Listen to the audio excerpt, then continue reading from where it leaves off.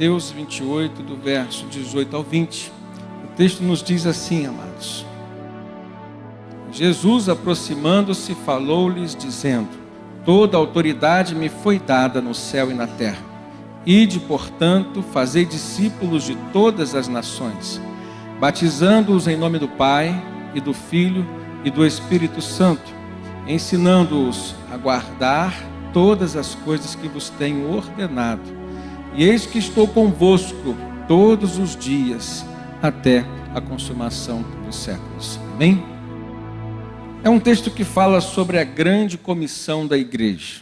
Aquilo que Jesus deixou como ordenança para que a sua igreja, eu, você, o irmão que está do seu lado, sua família, pudesse estar pensando, refletindo e fazendo.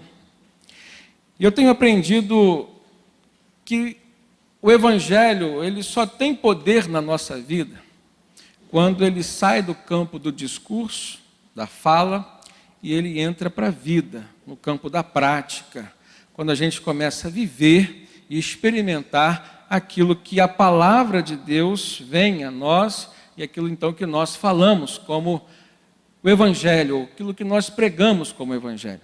Mas me chama a atenção a forma como que Jesus fazia isso. O texto diz claramente que ele se aproximou dos seus discípulos.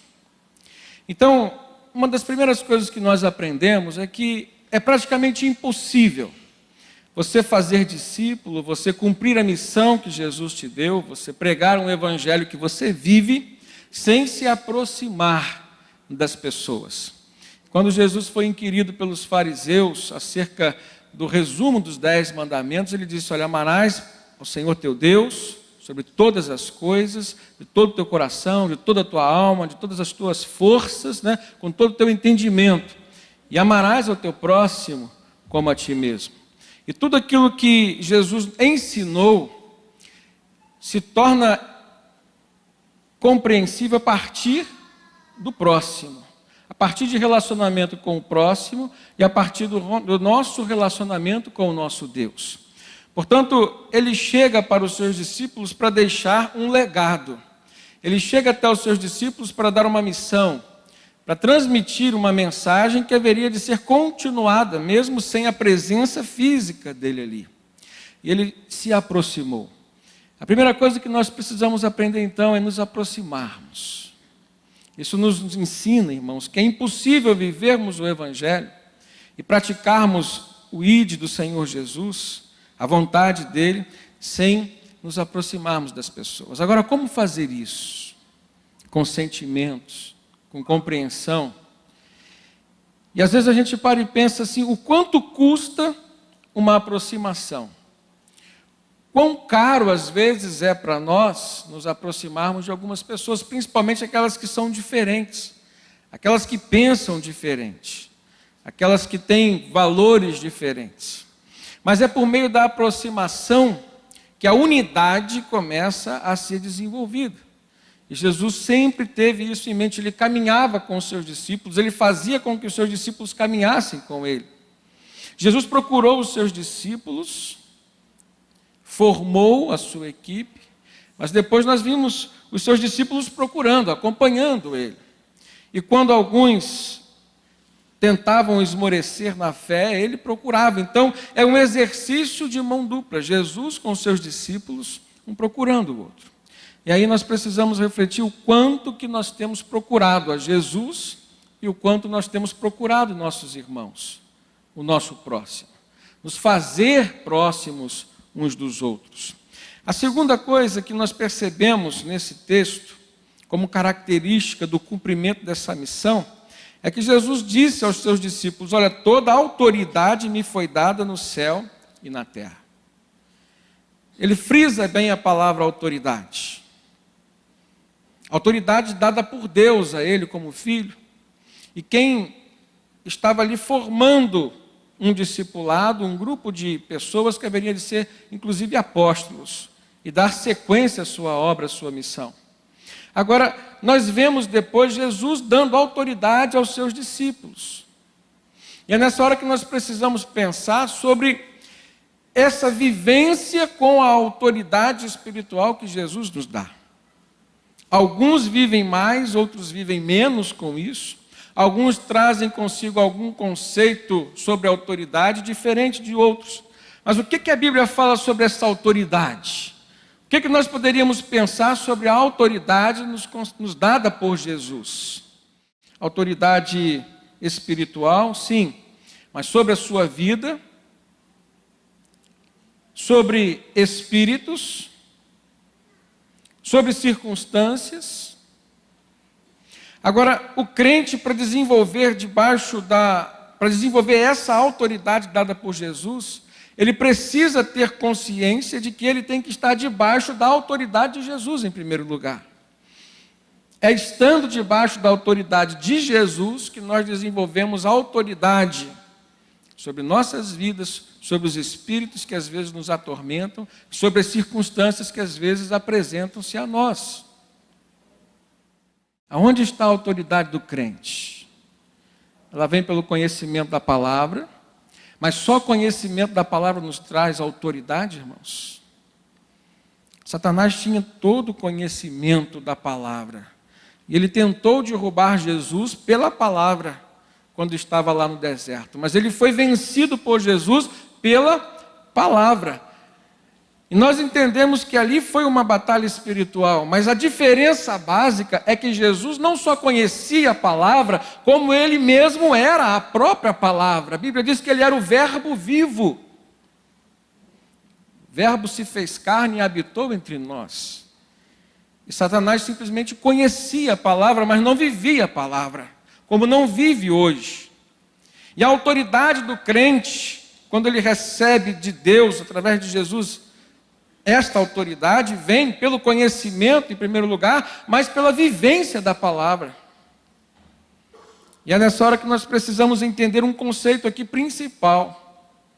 Quando Jesus diz, fazei discípulos, a palavra discípulos traz como significado um seguidor, um imitador, alguém que tem como alvo o seu próprio mestre. Alguém que não se conforma com a sua própria natureza existencial, mas que se concentra e concentra suas forças, suas energias na pessoa do seu mestre. E aí, irmãos, a igreja do Senhor Jesus, que somos nós, eu e você, nós precisamos olhar para esse texto não somente visando o que diz respeito à nossa missão com relação ao outro, mas com relação a nós também. Porque da mesma forma que Jesus disse aos seus discípulos, fazei discípulos, ele está dizendo a nós, fazei discípulos, mas nós precisamos também antes sermos discípulos. É sendo imitadores de Jesus que nós vamos ter a autoridade que ele tem para nos dar. Sendo imitadores de Jesus que nós vamos viver com essa autoridade. Sendo imitadores de Jesus que nós vamos conviver com as experiências espirituais que ele reservou para nós. E às vezes nós nos confundimos com a formação do discípulo, muitas vezes pensando simplesmente na informação. O conhecimento da palavra é informação, mas a vivência da palavra traz formação. Qual é a forma que você tem? Lá em Jeremias, Deus chamou, no tempo do profeta Jeremias, no livro do profeta Jeremias, Deus chamou o profeta e falou para que ele fosse até a casa do oleiro, para que ele visse ali, vivenciasse, experimentasse ali uma situação que era análoga àquela que Deus estava vislumbrando o seu povo, o povo de Israel. E quando Jeremias chega na casa do oleiro, o oleiro estava ali rodando, né, aquela roda que se faz, onde se faz vasos ou artefatos de barro com argila, e ele via que quando aquele barro tomava uma forma errada, o oleiro o quebrava, o amassava e começava de novo. E aí Deus disse para Jeremias, olha, é assim que eu vejo o meu povo, é assim que eu vou fazer com o meu povo. Eu quebrarei, mas darei uma nova forma para eles. o processo da formação de um discípulo, e aí nós precisamos pensar que somos nós, não o outro, não o meu próximo, sou eu em primeiro lugar. Muitas vezes custa, irmãos, sermos amassados, sermos moldados, para termos a forma que o Senhor deseja que nós tenhamos. E é a forma que vai nos dar beleza, é a forma que vai trazer para nós uma utilidade. E aí lá no Novo Testamento agora, o apóstolo Paulo fala sobre vasos que são para a honra e vasos que são para desonra, que diz respeito à sua forma, à sua essência. Que tipo de vasos hoje nós queremos ou estamos sendo? E é aí que se desenvolve esse processo de entendimento. Por que, Senhor, que às vezes eu estou passando por uma tribulação tão grande? Por que, Senhor, que às vezes a sobrecarga vem sobre a minha vida de uma forma muito maior do que eu vejo sobre a vida dos meus irmãos? Por que às vezes eu vejo irmãos entrando sorrindo na igreja, mas o meu semblante tem sido um semblante caído? Parece que é só comigo. À luz dessa palavra, nós vamos ver que Deus está nos formando. E se Ele está nos formando, é porque Ele quer dar uma forma através da qual nós possamos honrar o Seu nome. E nós começamos a entender, irmãos, por que esse preço tão alto que às vezes nós pagamos. Mas compensa servir a Jesus, compensa passar por esse processo de formação, amém?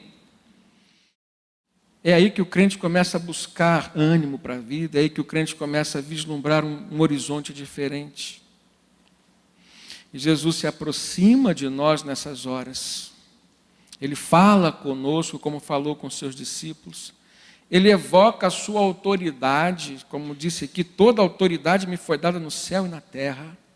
Mas Ele também concede autoridade. Ele diz, portanto, ide, fazei discípulos de todas as nações, batizando-os em nome do Pai, do Filho e do Espírito Santo, e ensinando-os a observar todas as coisas que eu vos tenho mandado, e eis que eu estarei convosco todos os dias, até a consumação dos séculos. Percebam aí, que quando ele começa a entregar esta comissão aos seus discípulos, ele começa se aproximando. O texto diz que Jesus se aproximou para falar, para compartilhar, para ensinar. E ele termina a comissão com uma promessa. Ele diz, eis que estarei convosco todos os dias até a consumação dos séculos. Ele começa com a aproximação.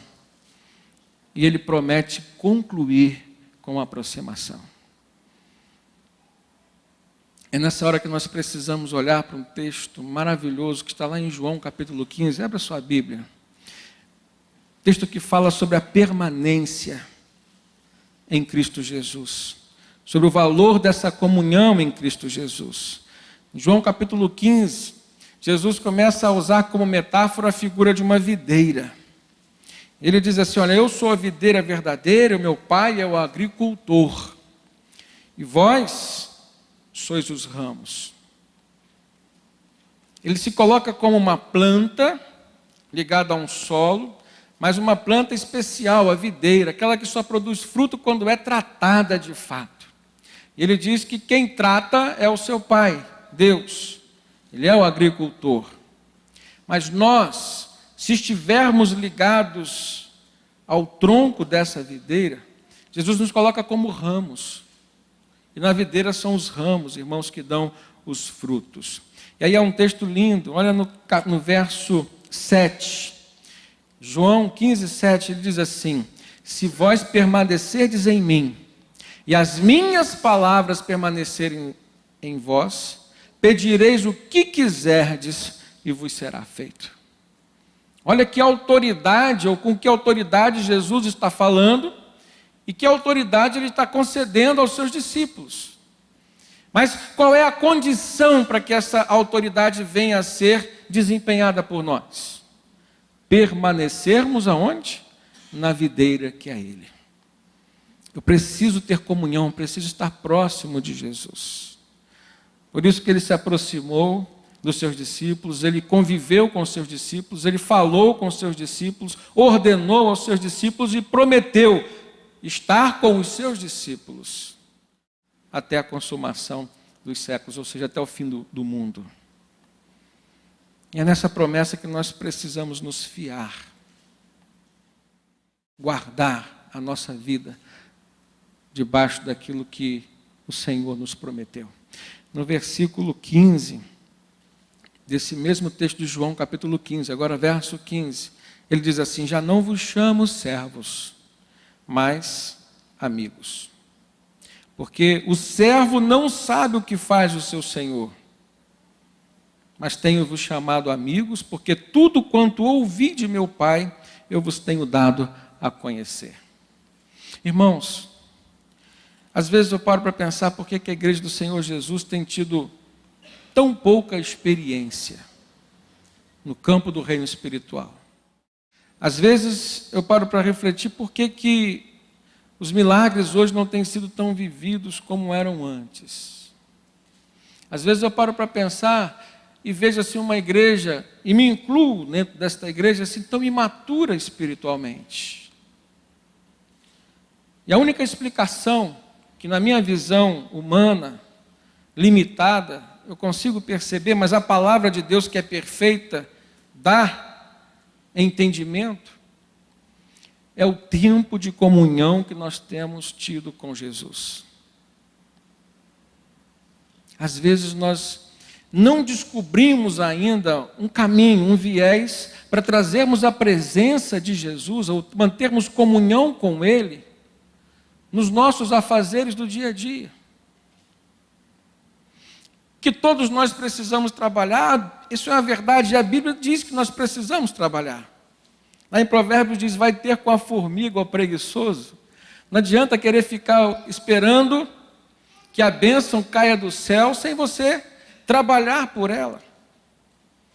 O livro de Eclesiastes diz que aquele que fica olhando para o tempo nunca vai semear, e aquele que fica olhando para o vento nunca vai colher, nunca vai cegar.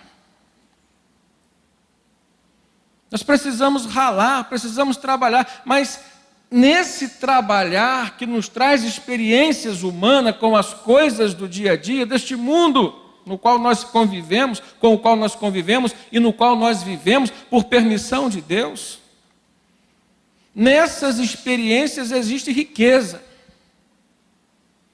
Agora nós vamos viver essas riquezas a partir do momento em que começarmos a trazer Deus, a pessoa de Jesus, para dentro dessa experiência humana. Eu posso trabalhar para mim, posso trabalhar por mim, mas eu posso trabalhar incluindo a pessoa de Deus, eu posso glorificar a Deus através do meu trabalho, eu posso honrar a Deus com o meu trabalho, e eu posso incluir o reino de Deus no fruto ou nos frutos do meu trabalho.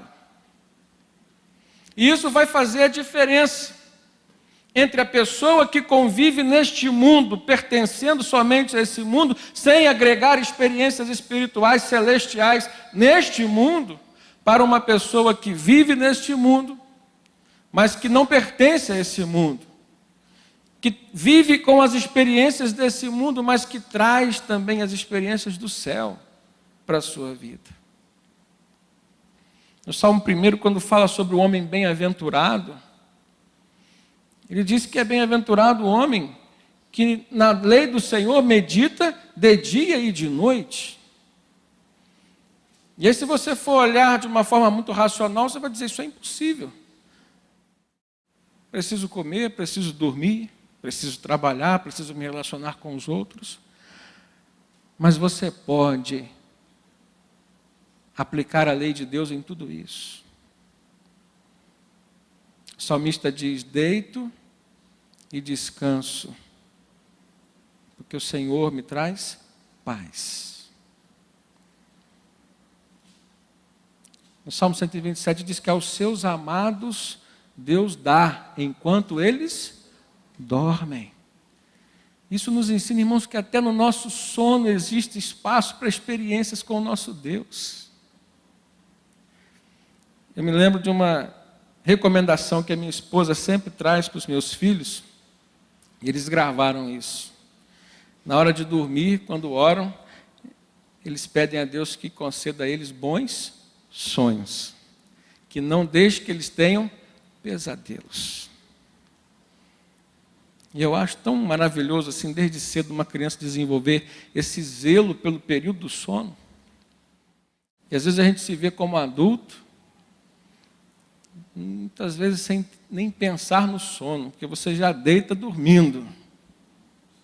E se começar a orar, vai acordar orando no outro dia. Não é? De tão grande é o cansaço que às vezes nos toma o físico e a mente. Mas bem-aventurado ou feliz é o homem que medita na lei do Senhor de dia e de noite. Ele vai receber de Deus enquanto ele dorme também. E muitas revelações, irmãos, às vezes vêm por meio de sonhos.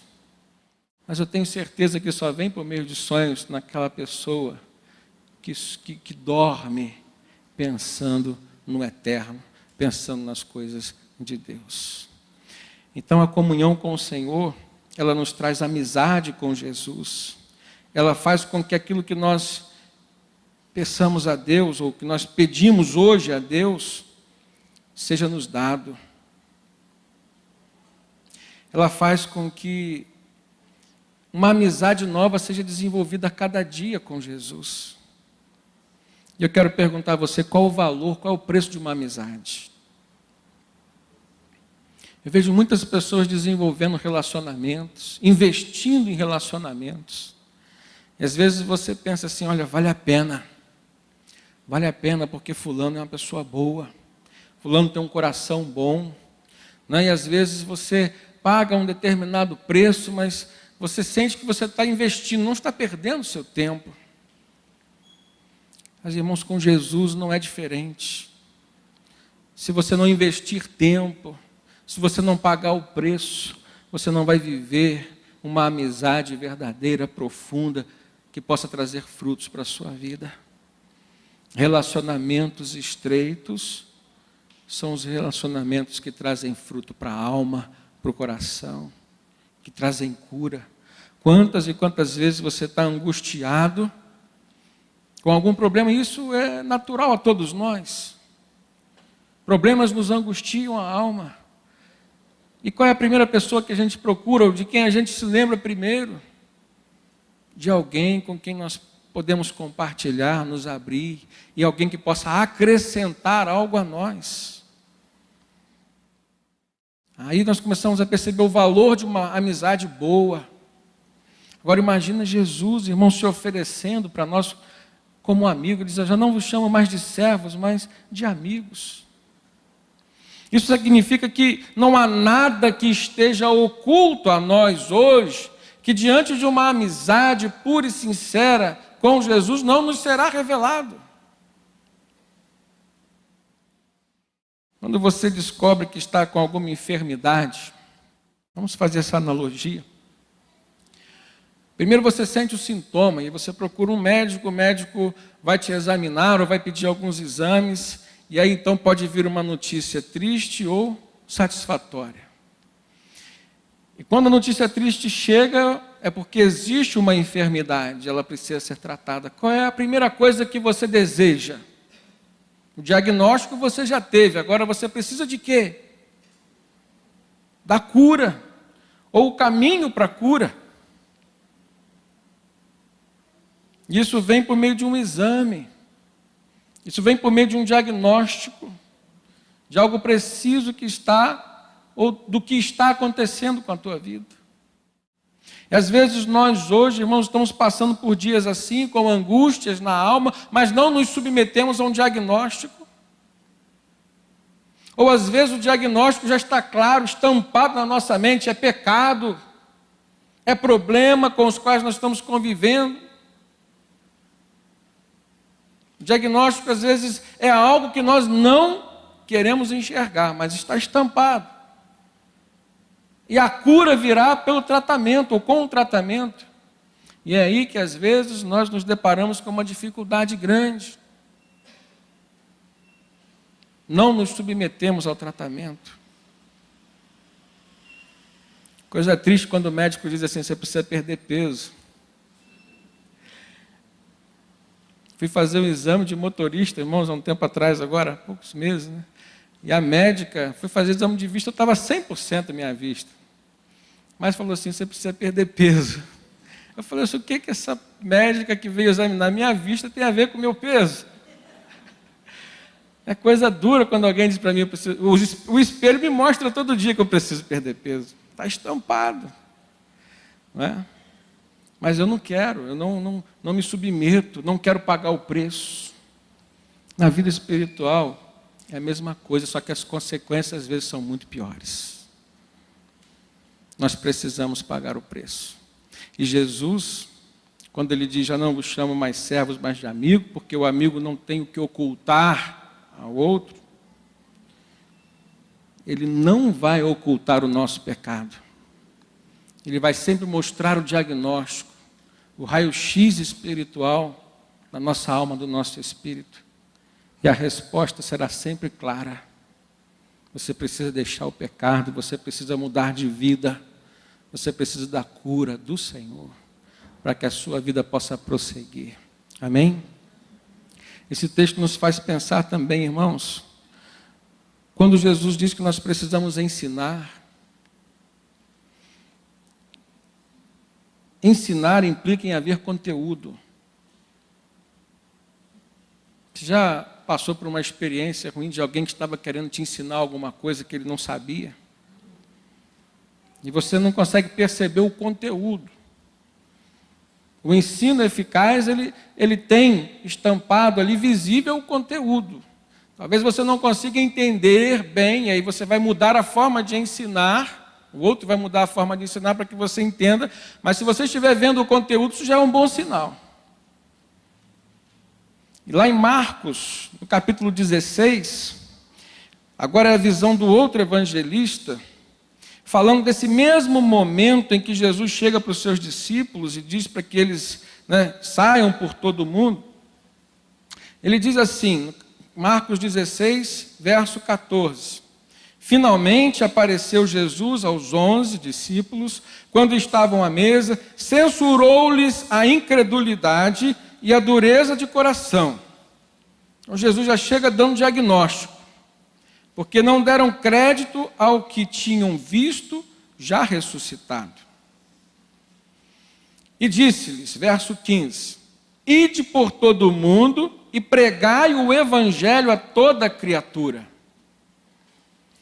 Em Mateus, nós vemos o quê? Ele diz, ide por todo o mundo, fazei discípulos de todas as nações, batizando-os em nome do Pai, do Filho e do Espírito Santo, e ensinando-os a guardar todas as coisas que eu vos tenho mandado. Mas aqui em Marcos, Jesus deixa claro qual é o conteúdo desse ensino. Ele diz, ide por todo o mundo e pregai o quê? O quê, irmãos? O evangelho. É o conteúdo. Que tipo de evangelho você tem ouvido? Que tipo de evangelho você tem vivido? Porque há muitas pessoas hoje querendo ensinar algo que parece com o evangelho, mas não é o evangelho. E a Bíblia fala claro. A Bíblia mostra. Jesus não só diz, pregue o evangelho, como ele diz, eu sou o evangelho. Pregue a mim, pregue a minha vida, pregue o meu caráter, pregue os meus valores, pregue o amor, pregue a renúncia, pregue a humildade, pregue a mansidão. Agora, para que você possa pregar com eficácia, viva tudo isso que você prega. Demonstra que você conhece aquilo que você está ensinando.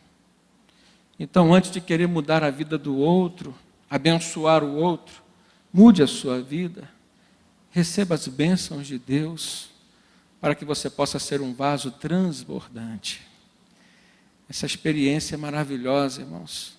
Quando você se coloca como um canal de bênção para a vida da sua família, dos seus vizinhos, dos seus colegas de trabalho, dos seus irmãos de igreja. Quando você se coloca como um canal, ou seja, você diz assim, Senhor, pode me usar. Me usa, Deus. Eu não quero bênção só para mim. Eu quero abençoar os outros. Deus faz. E você começa a perceber viver aquela experiência de um vaso transbordante. E o vaso, quando transborda, as águas jorram por todos os lados. E quando um vaso transborda mesmo, você pode colocar vários vasos ao redor dele que vai respingar água ali, eles vão começar a se encher. E Deus quer que você tenha essa experiência. Que pessoas estejam ao seu redor, vivendo, experimentando aquilo que você vive hoje, aquilo que você experimenta como bênção de Deus para a sua vida. Irmãos, é maravilhoso você ser referência. Glorifica a Deus quando alguém diz que você é uma pessoa que inspira confiança, quando alguém diz que você é uma pessoa de caráter, quando alguém te elogia e fala que você é uma pessoa de coração bom. Isso glorifica a Deus, porque antes do seu nome, o nome de Jesus está estampado em você. Você é um cristão. Um cristão que prega, mas antes um cristão que vive aquilo que prega. Nós não estamos falando de perfeição. Se você for procurar no seu irmão, se você for procurar no seu pastor, se você for procurar no seu pai, no seu filho, você vai ver erros, defeitos. Mas a essência tem que ser diferente. E da mesma forma que Jesus falou que pelos frutos nós podemos conhecer a árvore, hoje isso se aplica a nós também.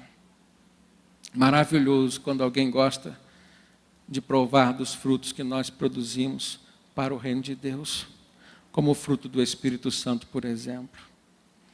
Então, nesse texto, irmãos, nós percebemos que precisamos entender qual é o evangelho verdadeiro, o evangelho que transforma o homem. O apóstolo Paulo diz, porque não me envergonho do evangelho, porque é o poder de Deus para transformação, para salvação de todo aquele que crê. E um evangelho que, antes de mais nada, possa pregar ou transmitir o arrependimento. O arrependimento. Abra sua Bíblia agora em Lucas capítulo 24. Lucas capítulo 24, nós vamos ver Jesus ministrando e falando aos seus discípulos. Verso 44 em diante.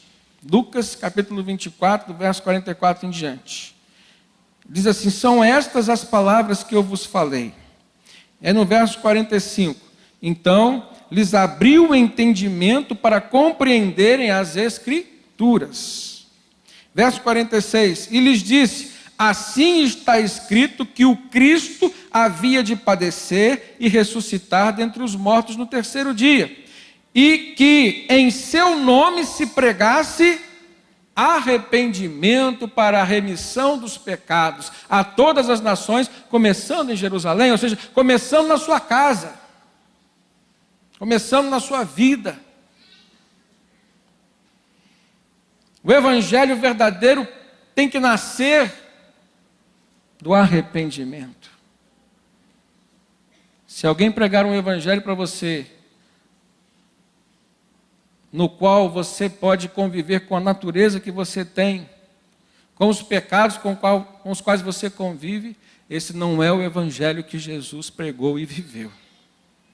E o texto fala claro, Jesus diz, temos que pregar o arrependimento para a remissão de pecados a todas as pessoas, mas começando com os de casa, começando com os de Jerusalém. E arrependimento, irmãos, é metanoia, é mudança de pensamento, mudança de conceitos, mudança de atitude. Arrependimento é renúncia pessoal. Se eu não consigo renunciar o meu jeito de ser, os meus conceitos, é porque eu estou dizendo que eu quero conviver com os meus erros. E um dos grandes fatores, ou melhor, o primeiro fator motivador da renúncia é o amor. Quem ama, renuncia. Por amor, você renuncia. Eu lembro de um amigo que deu um testemunho para mim que ele fumava desde a adolescência. e que ele arrumou uma namorada, casou com ela, e ela detestava o cigarro com o qual ele convivia. Mas ele nunca abriu mão do cigarro por conta dela. Até o dia que nasceu a primeira filha. E a menininha desenvolveu uma alergia ao cigarro. E quando o médico diagnosticou que o problema, a enfermidade daquela criança era o cigarro, aquele pai deixou de fumar. E nunca mais colocou um cigarro na boca. Foi o que motivou ele então a parar de fumar? Foi o amor que ele desenvolvia, que ele tinha pela sua filha. O amor que ele dizia ter pela sua esposa não foi capaz de fazer com que ele renunciasse o cigarro. Mas o amor pela filha era um amor verdadeiro, mais forte. Foi capaz de causar uma renúncia. Quantas vezes, pare e pense, quando Jesus disse para você no fundo do seu coração que você estava cometendo um pecado, você foi capaz de deixar de pecar por amor a Ele? Quantas vezes? Talvez hoje Ele esteja dizendo para você isso. Muda, deixa de ser quem você está sendo. Deixa de conviver com isso com que você convive hoje, por amor de mim. E qual é a resposta que você daria para Jesus nessa hora?